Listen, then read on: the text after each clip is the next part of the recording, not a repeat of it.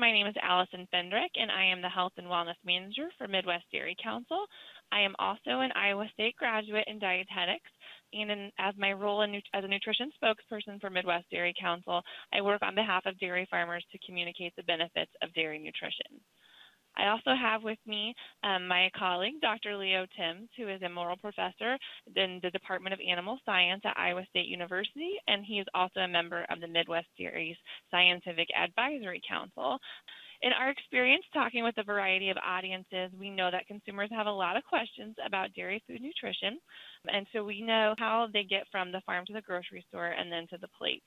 So our goal is to highlight some of those questions and misconceptions and to provide you with the background you need to answer these questions.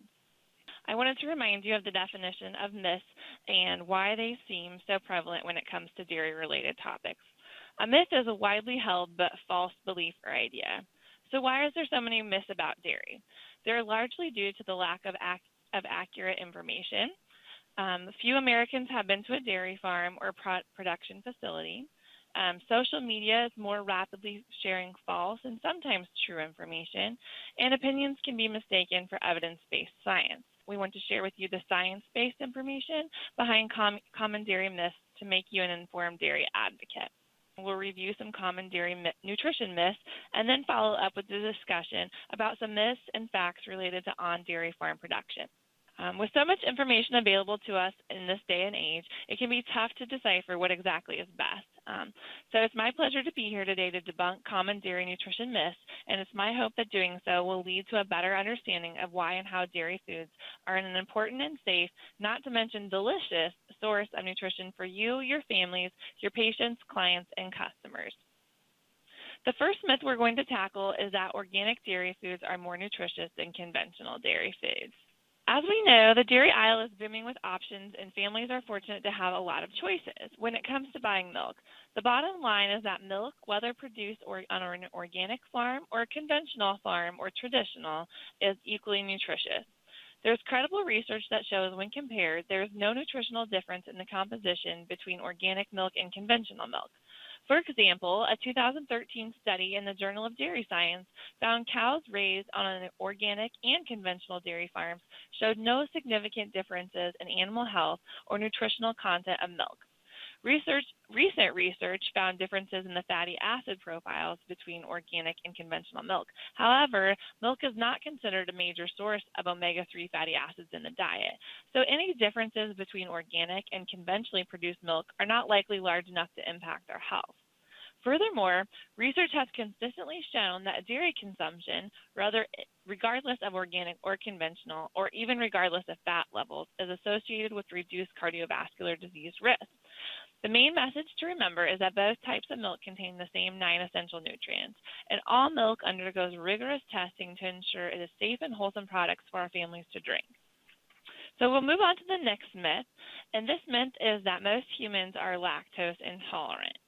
So let's first define lactose intolerance, for those that don't know, which is the inability to digest lactose, the naturally occurring sugar found in milk, due to an inefficient production or use of the enzyme lactase, which breaks down the lactose. Symptoms of lactose intolerance include bloating, abdominal pain, and gas. As you can see, these symptoms can be categorized by GI discomfort, which can sometimes be mistaken for other GI-related issues such as irritable bowel syndrome. Here's the truth. Lactose intolerance isn't nearly as prevalent as we think, and this is due to self-diagnosis. 1 in 10 Americans have self-diagnosed themselves as lactose intolerant.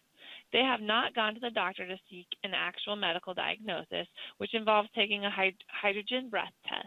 With that in mind, it's likely that this 1 in 10 is actually less. Instead, people might actually be maldigesters, which means they can't readily digest the lactose along with other foods. However, they don't need to completely eliminate dairy from their diet. And even though lactose-sensitive individuals can enjoy dairy foods. Just because a person is lactose intolerant doesn't mean they need to avoid dairy foods. In fact, lactose intolerant individuals can and should continue to eat dairy foods.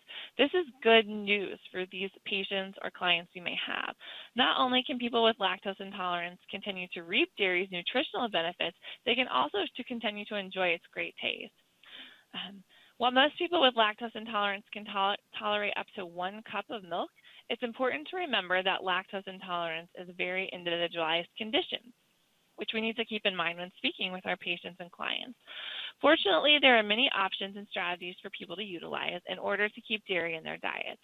One option is lactose-free milk, which is real dairy from real cows.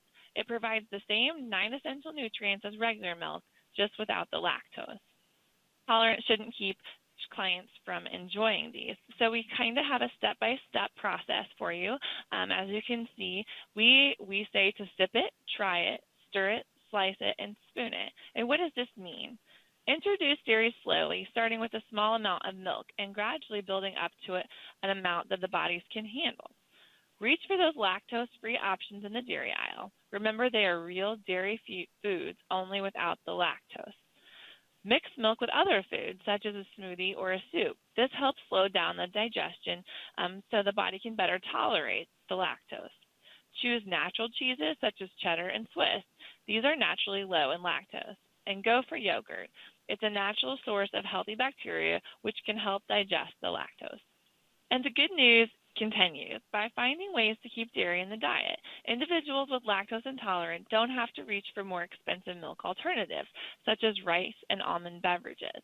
They can continue to maximize on the nutritional benefits of cow's milk as well as the cost benefits.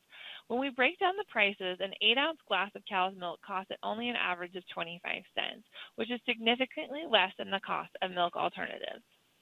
Now for the topic of milk alternatives brings me to my next myth, and that is that they contain the same nutrition as conventional milk. This is a very common myth amongst consumers. We're seeing this more and more.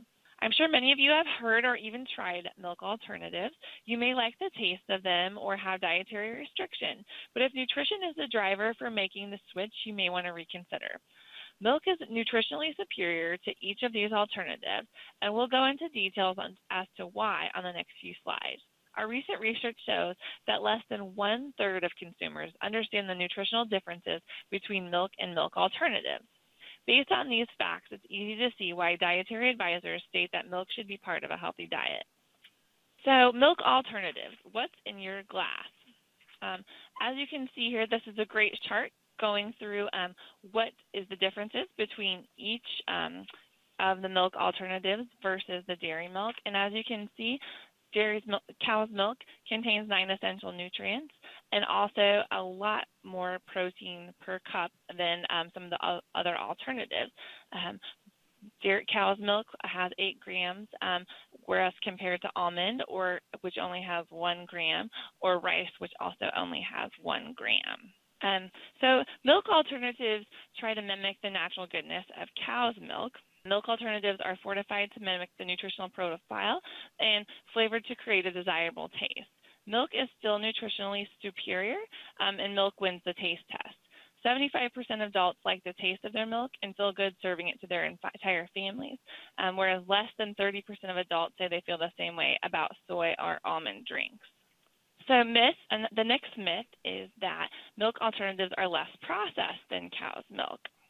Milk alternatives are often highly processed. So they contain many added ingredients, whereas milk, plain and simply, has the 3 ingredients, which you can see on the label at the grocery store.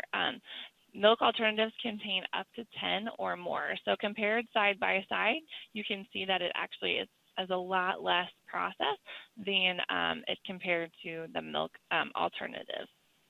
Also, it's considered a very local ingredient, which we know is popular to our consumers, and the more our consumers are asking us more and more to provide them with local ingredients at our grocery stores. Milk is fresh from about 48 hours from the farm to the store, so we know that we're being able to provide our consumers with a very fresh and local ingredient, which is great for us to provide. The next myth that I want to bring up is that flavored milk cannot be part of a healthy diet. So, fact, chocolate milk contains 9 essential nutrients, and flavored milk contains these same ones as compared to white milk. The 2015 Dietary Guidelines for Americans found that milk is the #1 food source of all 3 of the 4 nutrients that children are lacking and need to consume more of. Sugar in flavored milk is important to the flavor. To build on this, the dietary guidelines also recognize that the small amounts of sugar added to nutrient-dense foods may actually increase intake of certain foods by making them more desirable to the taste. The most recent guidelines recommended Americans consume less than 10% of their daily calories from sugar. When we look at the amounts of added sugar in flavored milk, we can see that we're only taking about small amounts. With flavored milk, it's only accounting for about 3.5% of added sugar intake in children and even less in teens. It's also important to note that the added sugar and total sugars aren't the same. When you look at the label on the milk products, keep in mind that some of the sugar listed is naturally occurring lactose, not added sugar. And with the new nutrition labeling, we'll be able to better showcase this as we point out added sugar versus natural sugar into the product. To further prove this point, take a look at this research from the Institute of Medicine. Results showed that children with higher calcium intakes had lower added sugar intakes. Additionally, you can see that the lowest calcium intakes were tied to the highest intakes of added sugar. Additionally, we know flavored low-fat milks are chosen by 70% of school lunch participants. Together, these data points show that flavored milk is a key contributor to the calcium intake without supplying a large amount of added sugar.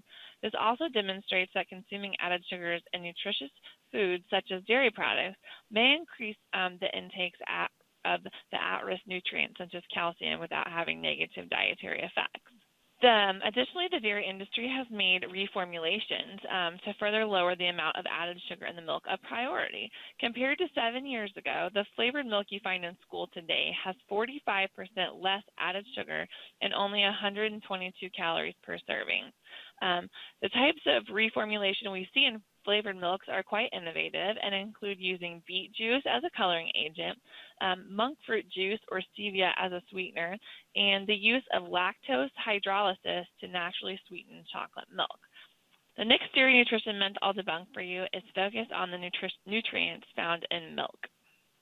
Dairy provides a unique nutrition package that makes healthy eating easier. As previously mentioned, dairy foods deliver 9 essential nutrients, including calcium, potassium, phosphorus, protein, vitamins A, D, and B12, riboflavin, and niacin.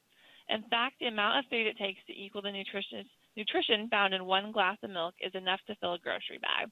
Take a look at an 8-ounce glass of milk provides as much riboflavin as a 1/3 cup of almonds, as much protein as 1.5 eggs, as much niacin as 10 cherry tomatoes, as much calcium as 10 cups of raw spinach, as much phosphorus as 1 cup of kidney beans, as much B12 as 3 ounces of turkey, as much vitamin D as 3/4 ounce of salmon, as much vitamin A as 3/4 cup of broccoli, and as much potassium as 1 small banana.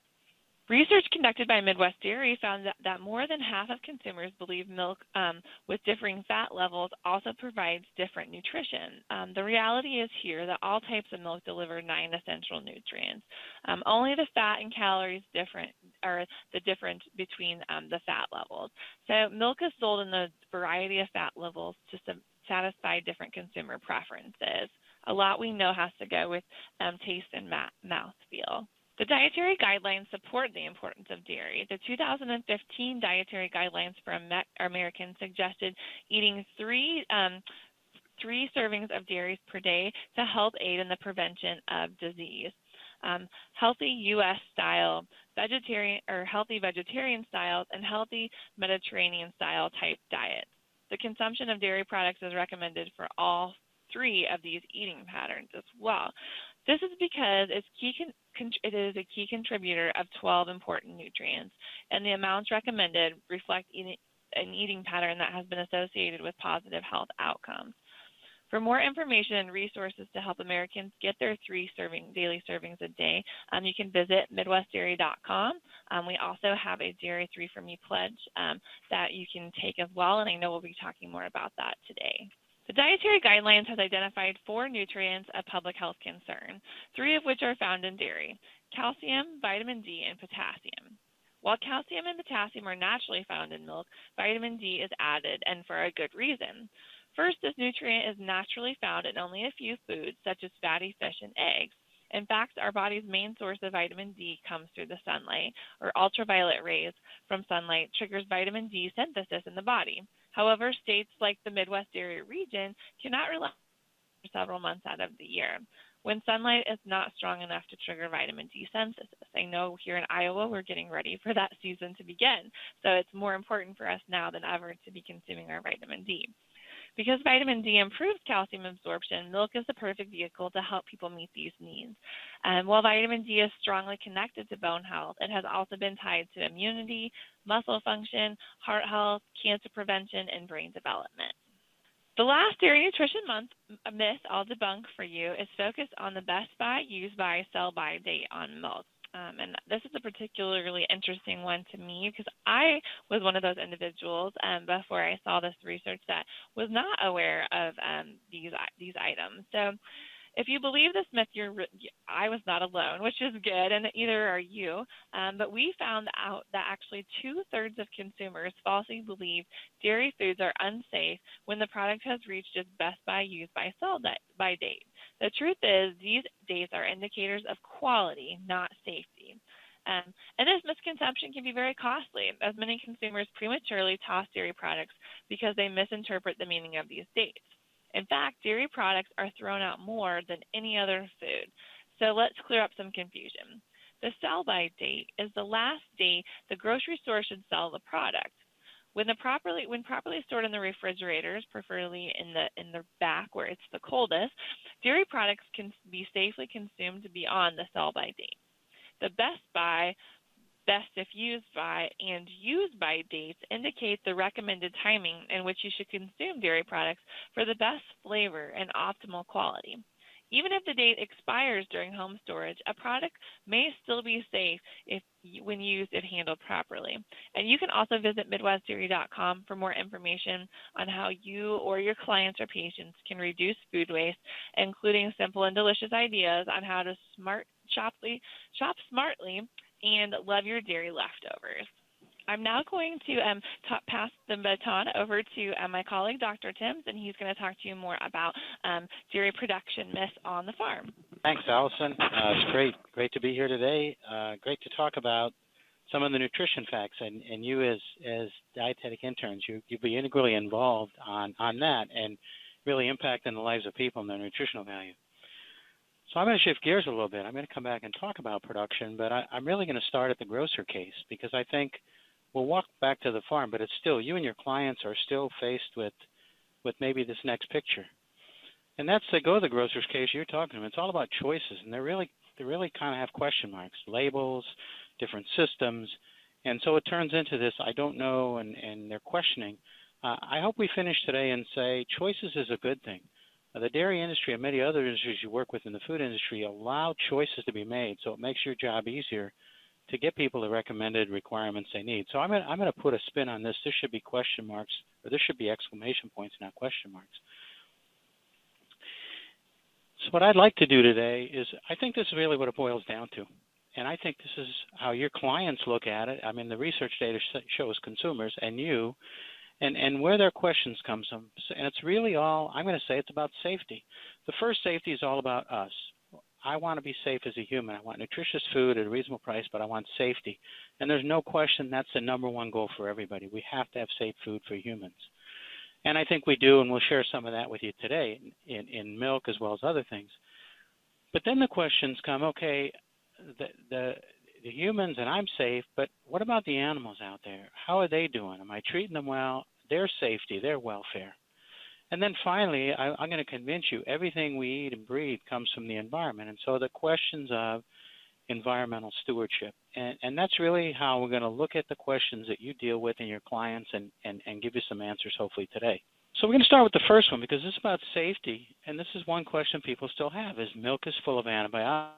No, if there were antibiotics in products, including milk, there are human health issues. So I'd like to kind of debunk this and talk about what actually happens and why we don't have them.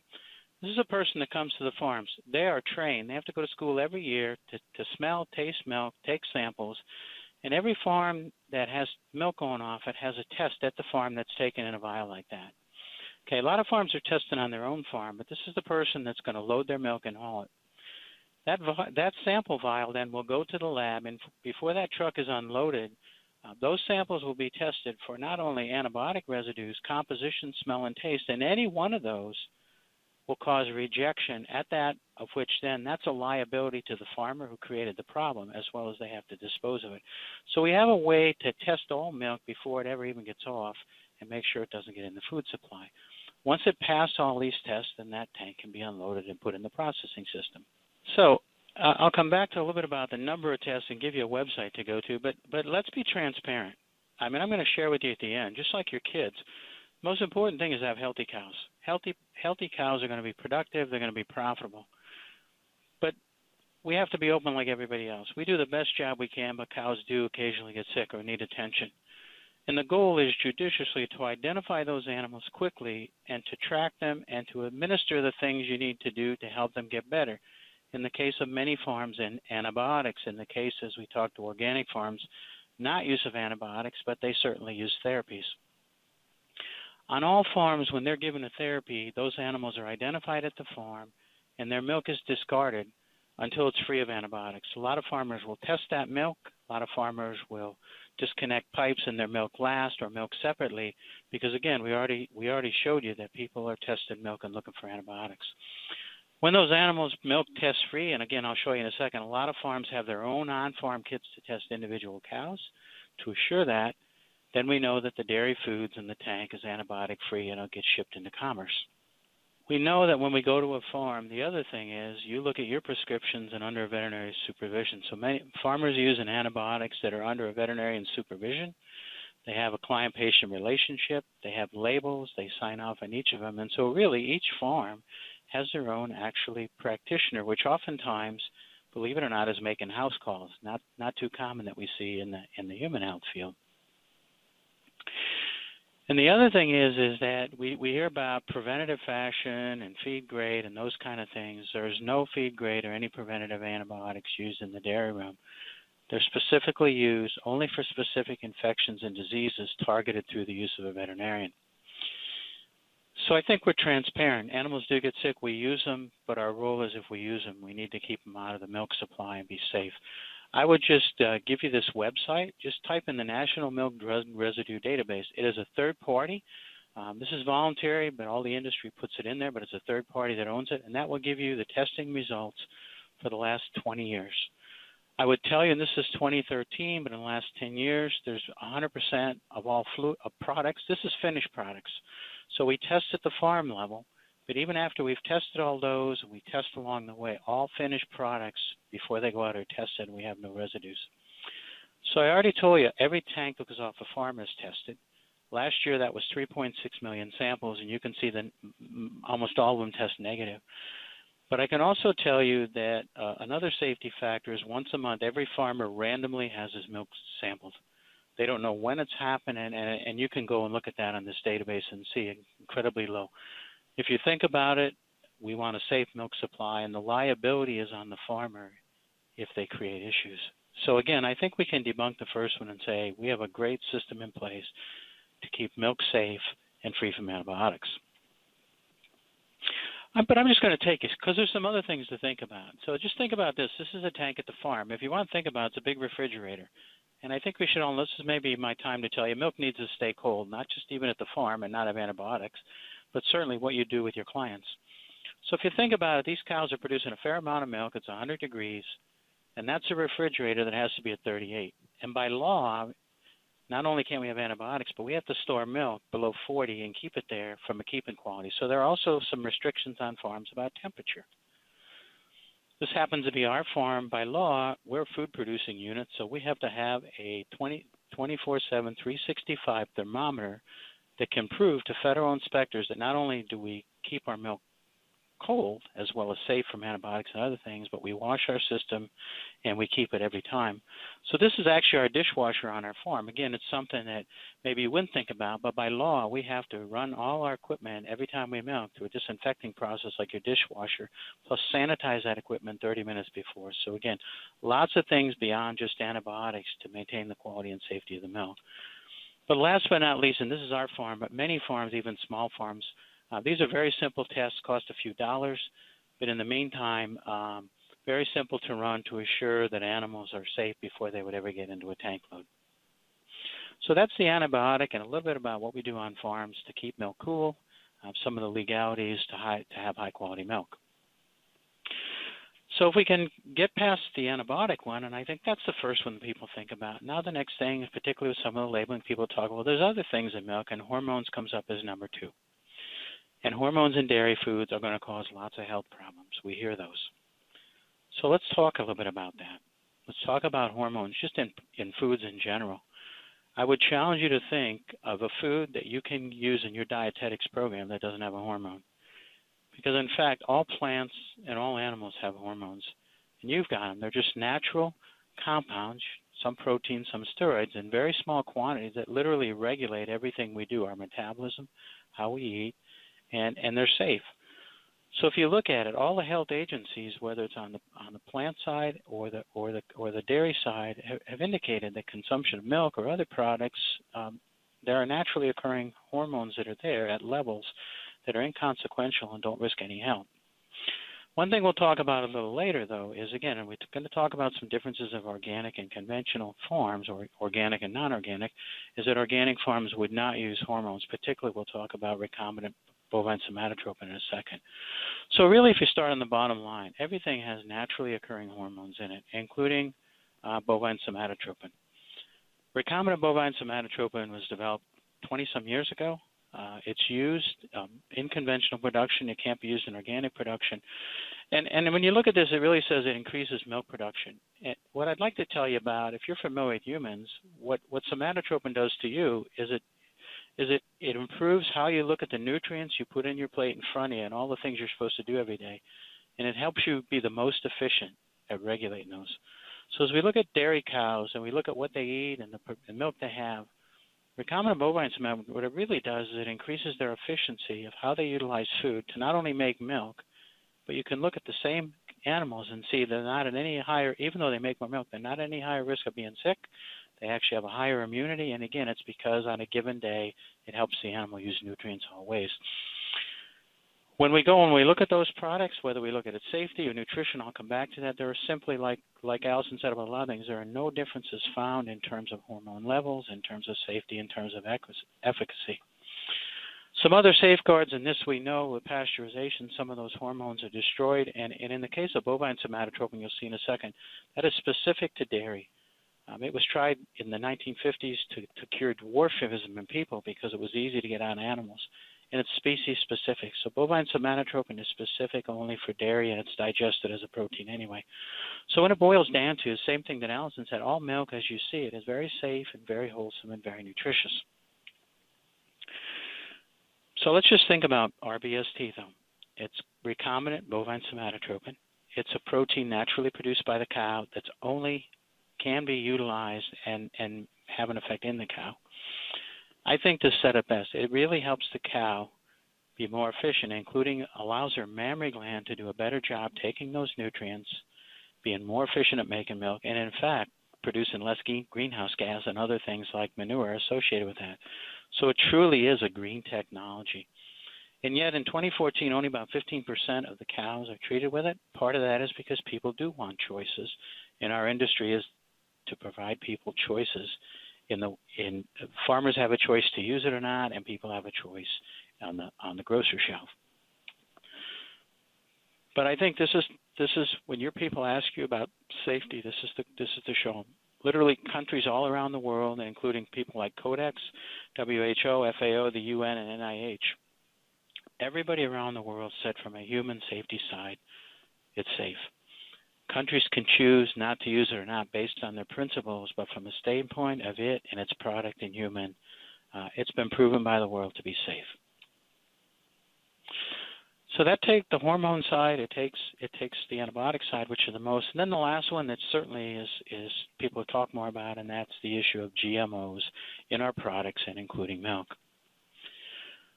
So the fact is, nobody right now is genetically modified milk. People talk about different things, but there's no genetically modified milk. What we do know is that a lot of the crops that are out there being raised all around the world may have some genes added that genetically modify that to improve that plant's efficiency, disease resistance. In reality, it's something that's been going on for years in terms of hybrid corn and other things in terms of how we feed the world. So I would say that most, if not all, farms out there, except organic cannot use GMO seeds. But most farms that are out there will be feeding hybrids that will have some GMO, not an organism, but a modification in the genetic structure to allow better plant growth. In reality, a lot of these things minimize the use of things we want to do, like pesticides, because we have better disease resistance.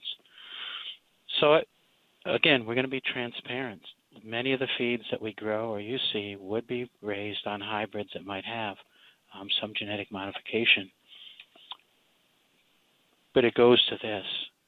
Food, not just at USDA and EPA, FDA, but the food companies that are making this and other people have all adhered to the standards, and all of it's been tested and confirmed the safety of both food, feed, crops, and animal feed, as well as the animals that they're being fed to in terms of genetic modification.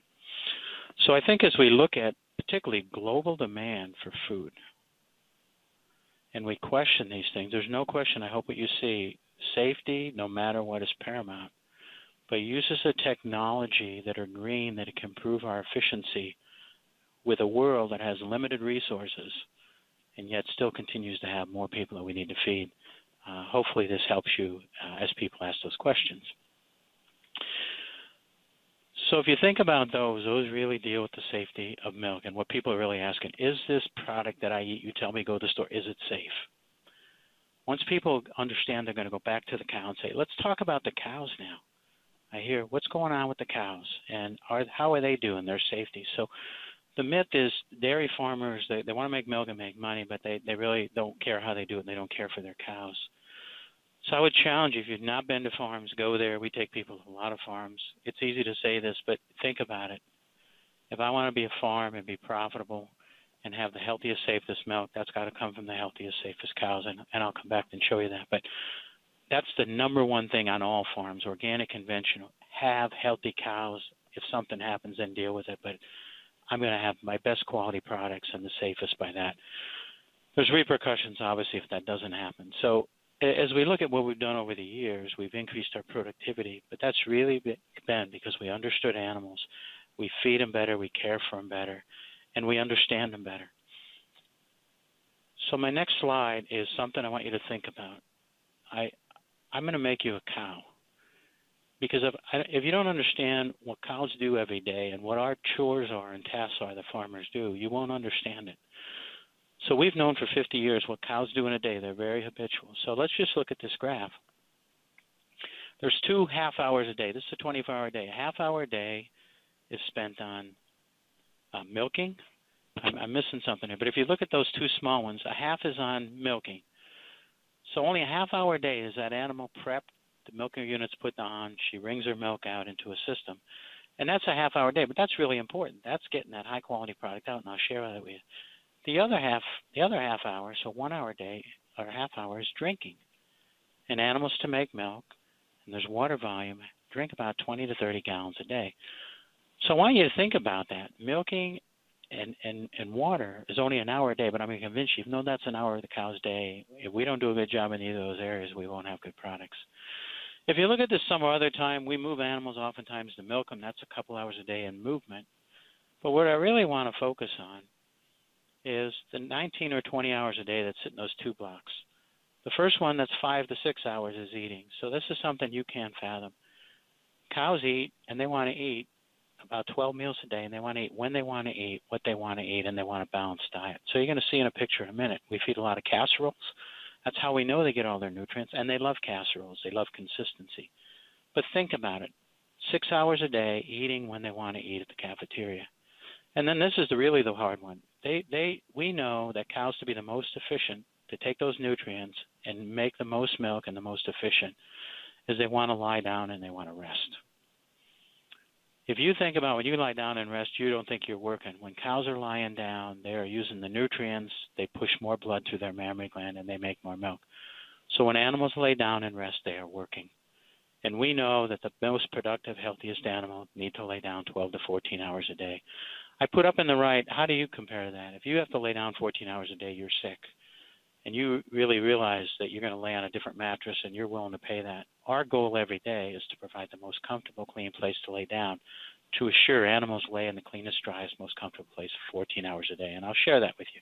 So if you look at a cow's day, certainly milking and water is important. But it's really the things we do to balance their diets and to give them a comfortable place to lay down. That's what's going to make the best cow. So I want to go back and just show you, if you've never been to a farm, let's talk about getting the milk out. We can talk about eating and feeding, but getting milk out, we don't have a lot of time, and we have things we need to do to assure high-quality milk. So the animal comes in with clean milk and the best milk in her udder, but we're still going to have a disinfectant step that's going to apply a disinfectant and skin conditioning that animal, just like you clean your hands, to make sure the tissue is good and to make sure that it's disinfected. Usually that's put on in the form of a dip, and it stays on for 30 seconds to a minute to clean animals.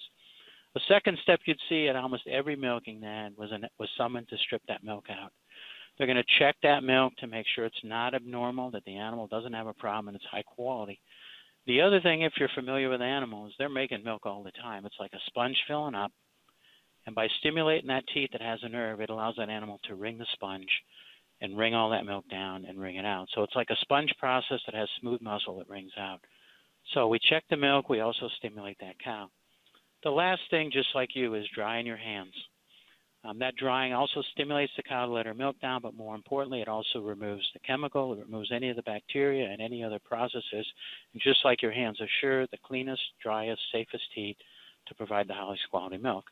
And then last but not least, when you see that once that step is done, we apply a milker unit that, again, I've already told you, by law has to be sanitized and clean and has to handle milk in a gentle fashion.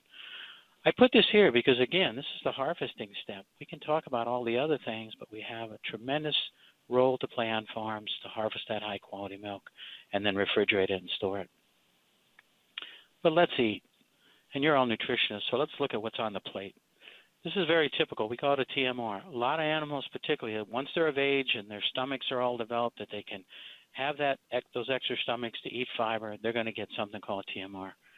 It allows us to blend it all together to get every vitamin and mineral, just like you're trying to do with your clients, is they need everything down to the vitamins and mineral in a way that they'll eat it every bite. And so you'll see something called TMRs, or total mixed rations, and this is our cows at the farm.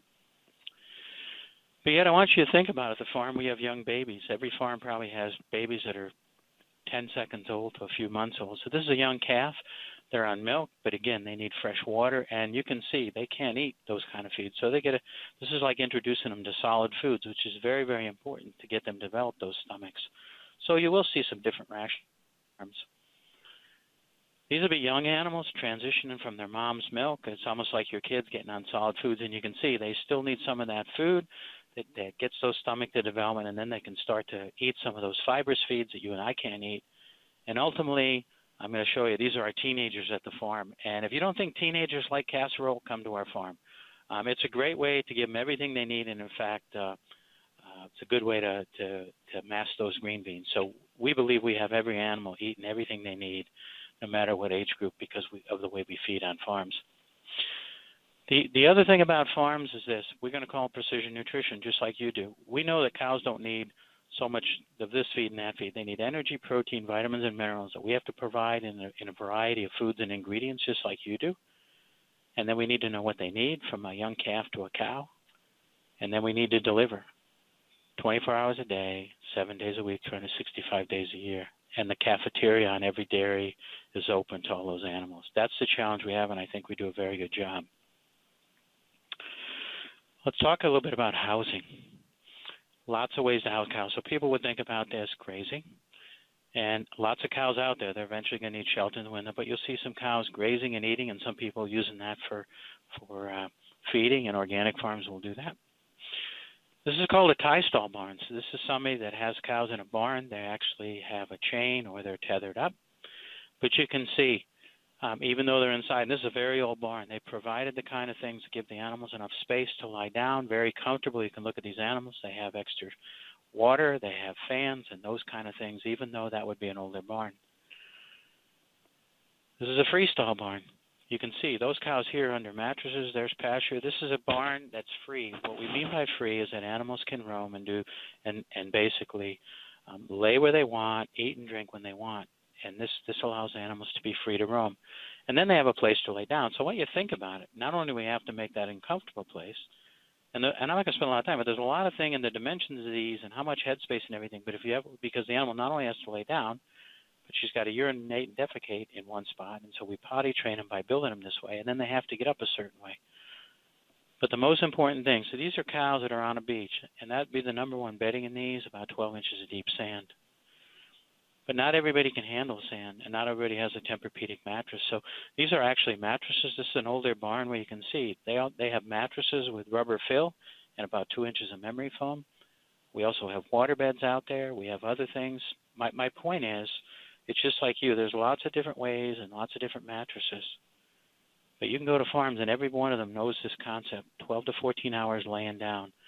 And whether I do it with a mattress, with sand, with water beds, with deep bedding, on pasture, the point is there's lots of ways to do it. Just make sure that you do it adequately. And I'll come to my next slide, which is this. You have to provide a comfortable place that animal has to lay that maintains clean and dry, not only there, but when she walks. So think about where you sleep at night. Think about if you had to be there 14 hours a day. And then I would challenge you to go out to dairies and just see how novel we are at providing those kind of opportunities for cows. So if you are interested, though, we don't just talk about this. We have a program called Farm Program. It's called Farmers Assuring Responsible Management. It's an industry-wide voluntary program to prove that we provide a high level of care and use evidence-based tools and third-party audits. So in this, right now, we're all up to about 97% of all the milk supply in all the states. And what this is, a farmer allows someone to come to their farm, use evidence-based tools to do an assessment, work with that farmer, tell them what they might work on. That's everything from records to evaluating animals, to evaluating feed, to evaluating principles.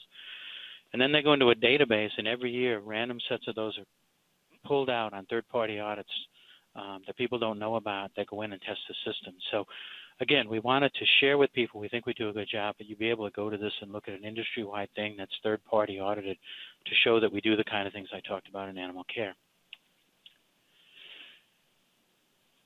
Last is there's this thing about size. So most farms we say are large and they're factory farms. I want you to think about this a little bit. First of all, there's large and then there's factory. Factory isn't defined by size. There are small and large. It's really about practices that make you more efficient and do things. But I really want to talk about the large size. So here's just a graph. And there's no question, if you look at it on the one side on the left is smaller family farms, and on the larger side is larger based on annual income. And you can see they both say family farms. And then there's non-family farms, because about 99% of all farms are owned by families. They may be corporate, but they're family. If you look at it, the highest percentage of farms are certainly smaller farms. Yes, larger farms maybe have more milk and overall have more value production. I can tell you in my state right now, it behooves people. 23% of the people in our state still milk 50 cows or less, only 10% over 200. But when you get a farm that has 10,000 cows, they can really skew an average. So in my state, the average herd size is 133, but the median herd size, which means 50% of the cows or less, and that's 75 cows. So again, we have a lot of small farms, family farms. Most of them are family farms. And the last one I'm going to turn to, so that's about size and scope, but the last one is really about, I want to home in on, it's about the environment. Because we went from the nutritional value in the products and the people you're serving on their plate to the grocery store to the cows, but ultimately we got to take a step back to the environment because everything comes from there. So what I really want to talk about, two things. Number one, define sustainable, because it's a term we use. So I'm just going to show this. In 1990 in agriculture, it was defined in a farm bill, and it simply goes like this. If you think about it, number one, people have to eat. That's going to always be true. And whether we talk about agriculture or you, people are going to need nutritious, safe foods. In order for that to happen, we have to have an environment, water, air, and land, and soil that can do that. So we need to continue to have practices that make the world not only as good as it was or better. At the end of the day, we also have resources that are non-renewable or renewable, including animals and humans, that we have to take care of. Yes, when we do that, there has to be some economic vitality. Farmers have to make money. Companies have to make money. You have to make a wage in your job. So ultimately, that has to be there. But we can't be all making money at the expense of the resources in the environment, and farmers are certainly not doing that. And ultimately, if we do that, this all goes to the quality of life, economic development of community, and a vibrant community for everyone. But it's not just USDA, because this is a 2007 Academy of Nutrition and Dietetics, and then 2014 in the Journal of Dietetics, people like yourself said, I'm going to tell you what sustainability was. And in reality, if you look at it, it's really about having the knowledge and the awareness of the impacts and looking at natural resources and environment and sustainability of food systems. In reality, the people that are feeding people and giving them recommendations on nutrition of food and the people that are producing it, we're on the same page. But the reason I wanted to show you that is if you think about that, when I put that there, that didn't dictate size or anything. It says if I'm going to be sustainable, I have to follow these rules, including do things like water and water recycling. I'll show you that, to make sure that I have an adequate supply of water and I maintain safe water, have good air quality, and have good nutrient management so the land I'm looking at, I'm doing a good job. And we'll come back to some of these. So water, air, and land. So I'm just going to talk about a few things on the farm. This is a common principle on every farm, even small farms. Okay, we conserve water by putting it in different places, but I'll just show you. This is called a plate cooler, and you can see on the right it's a plate cooler. But think about milk. I told you it has to be refrigerated and be cool, maintain its quality, and minimize energy and bacteria. So milk's coming in, lots of it at 100 degrees, and we've got to get it to 38 or 40 by law pretty quickly. So if you go to all farms, if you've never been there, milk has to go through a series of filters, and they're there by law, have to filter things. Once it goes through a filter, okay, something didn't come up here. Okay, the milk is going to come through there. It's going to go through this thing, and it's a series on the right of plates. On one side of the plate, coming up, is milk. On the other side of the plate, countercurrent, on a different side, they're not touching, is groundwater. So we're using the water from the ground to essentially cool the milk, right? So the milk coming out of the other side in a matter of seconds is now 60 degrees or less. So it's cooler, maintains its quality, bacterial quality, makes it much easier to refrigerate. In the meantime, what's fairly fascinating is that water now coming out is about 73 degrees. And you'd ask, what do you do? Well, believe it or not, all animals love water and will drink more when it's 65 to 75 degrees. So most farmers are using a technology, which is the earth, to cool their milk, save energy, maintain quality. And the cow's using her body heat to heat that water from the ground so you don't have to use any other heating process in order that she can drink water, and as we said, 30 gallons a day to essentially make milk. It's a great process. Nutrient management. If you go to farms, we can handle nutrients, and we're going to talk about manure. I'm going to call it nutrients because it's really fertilizer. That's a great term for it. So nutrients or fertilizer can be handled as a solid, a slurry, a lagoon, and we know there are different ways to do it. They're tremendous nutrients and can be used for biodigestion. So there's no question we have to put it on the land the right way to maximize its fertilizer value and minimize any potential risk, and I think we do. But I think this is the other important thing besides people say about putting this on the land. Most of you would use compost. It's not about fertilizer value and making the crops grow. When you put compost on, you make your soil much better at growing things and doing a good job. So you enhance the soil, not just the crop. And you'll see later on in the dairy industry, in the last 80 years, we can now produce the same glass of milk on 90%, only 10% of the land we do because of the things we do with our crops and our soil, and part of that's because we use fertilizer. So, again, air quality. Most places you'd see now, this is somebody applying manure. It's being dragged in and put right directly into the ground. We've developed feeding practices and things that allow us to field apply these in a much better way, minimize odor, minimize risk, and get the nutrients where they need to go. Part of that we'll come back to is nutrition.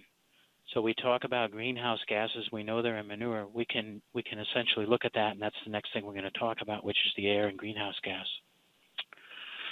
So I want to finish with this. This is the one that gets the most attention. It's greenhouse gas. We all need to be concerned about it. So I want to talk about the cow or any animal, cows, goats, sheep, water buffalo, the ones that predominantly make milk around the world. They're ruminants. And they're ruminants because they have 4 stomachs instead of 1. You have a stomach and they have a stomach, but they have 3 stomachs ahead of that, including this one with the rumen that allows them to ferment things, allows them to eat grass, chew the grass, regurgitate the grass, and all the things you and I can't turn into anything, and they can make it highly digestible protein and food.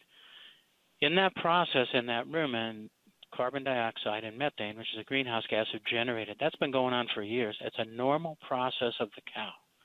And we've known that, and we've monitored it, and I'll share with you how we've been able to reduce that, and we'll continue to do that. So we know about greenhouse gas emission in these animals. Not only do we know about it, dairy farmer checkout dollars have done all the studies. So if you're interested and people want to say, what's going on in dairy, you can go to these websites. We know the dairy carbon footprint of milk, cheese, whey, yogurt.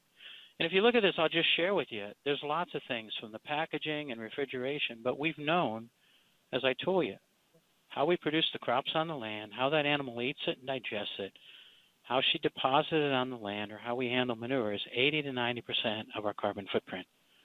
And we've known that for years, and we've been doing processes to continually reduce that, and we'll continue to do so. So it is something we need to address, and we are addressing on the farm level. Since 1990, milk production, we can talk about other eggs and meat, but milk production's gone up over 20%, an abundant supply of milk and dairy products. If we go back to 1944, I'm going to look at a per pound of milk or a per glass of milk. Okay, by the things we talked about, improving efficiency, improving animals, improving how they utilize nutrients, improving our soils, our crops, use of water. In a glass of milk over those 60 years or more, we've been able to reduce the carbon footprint 63%. Now, most people say, yeah, but that's per glass of milk. We have an awful lot more glasses of milk than we do. But even if you account for the extra glasses of milk, we've still reduced our carbon footprint. In the last 80 years, even though we have more milk and highly nutritious, we've reduced it over 54%. And we'll continue to do that. And that's called efficiency. How do we do it? Again, it's things we do on our field, drive around, conservation practices, how we feed animals, what we do with our fertilizer, and it's really a whole process. So I'm going to give you the last few pieces on sustainability, and I'll end this. We'll end our webinar and answer questions. Number one, we can talk all about this. But I think what you really want to do is go to places you trust, like the Journal of American Dietetics. This is a study done in 2008 where they went and basically just went to retail shelves and pulled Grocers Case products from multiple states and multiple products and said, we're going to look at everything labeled every different way, conventional, organic, RBSD, and we're going to look at everything from its nutritional content, its hormones, whether there's antibiotics, pesticides, all the safety and efficacy. And essentially, the end of it is you can see a little bit about RBSD, but there were no antibiotics. You can look at the nutrition data, you can look at the bacterial data, you can look at the hormone data. And essentially, they're all extremely safe, exceptional quality, and equivocal. Some of the same things you heard Alyson talk about. So I do want to come back to this slide and just tie in conventional organic. Try to make this quick. I know our time's awry. I'm going to let you look at this because I already told you today there are some slight differences between conventional and organic. But as Alyson said, all the places that talk about the dietetics, USDA original, they all have said they're equally nutritious and safe. So I'd like you to look at conventional organic as just you as a dietitian putting diets together for 2 women or 2 people exactly the same. You know that they need the same amount of protein, fat. You know that the requirements are exactly the same, but they want to eat different dairy products or different things. And it's your job to have those choices to put that together, but you can't waver on the nutritional composition. So if you look at this, the paramount thing, both of these herds want healthy animals. Both of these herds test for antibiotics, whether they use them or not, and other things. They may not be able to use somatotropin. They may not be able to use antibiotics, but they do use therapies. They may grow their crops differently, but at the end of the day, they're all tested the same, under the same regulations. So if you look at this, any farm of any size can work on any one of these production systems and be sustainable. And ultimately, at the end of the day, it's just like you. To have healthy people that get their dietary requirements, ours is to have the healthiest food. So I'll finish with this. Back at the Grocer Case, it's about quality, safety, and sustainability. It's about a pyramid of human safety by protecting the environment and the animals. And that's it. That's mine. Hopefully we're there, and I'll turn it back over, I think, to our moderator, who'll finish up with a little bit about where you need to go to get some of these industry resources, and we can open it up if there's any questions. Alyson, if you want to share a little bit about the industry resources that folks can use and follow up. Absolutely. Regardless of where you land in your career, the dairy industry has a variety of resources you can utilize when working with your patients and clients. If you settle down in one of the 10 Midwest states, dairy states, please utilize our resources at midwestdairy.com. You can also connect with Midwest Dairy registered dietitians in your state. You can find us on Facebook, Twitter, Instagram. Please follow us on all of our social media outlets. You can also let us know, and we'll be happy to put you on our newsletter list that we send out with tons of different resources as well that you can utilize for your clients. We talked about all of these, signing up for our e-blast. Visit our website. We have some great resources. One of my favorite right now is the online dairy farm that you can hover over and see some great videos of what's going on the farm and all the different areas that Leo talked about. This is especially a great resource for those of us who aren't close to a dairy farm and we aren't able to visit that on a daily basis. That's a really fun resource to be able to go check out and to recommend to your patients or clients that maybe have questions and don't understand. We hope you've learned something new related to facts about dairy nutrition and on-farm production. Thanks again for your time, and any additional questions, you can email to that email provided there, which is midwestdairy@fleshman.com. Best wishes as you complete your internship and begin your job search.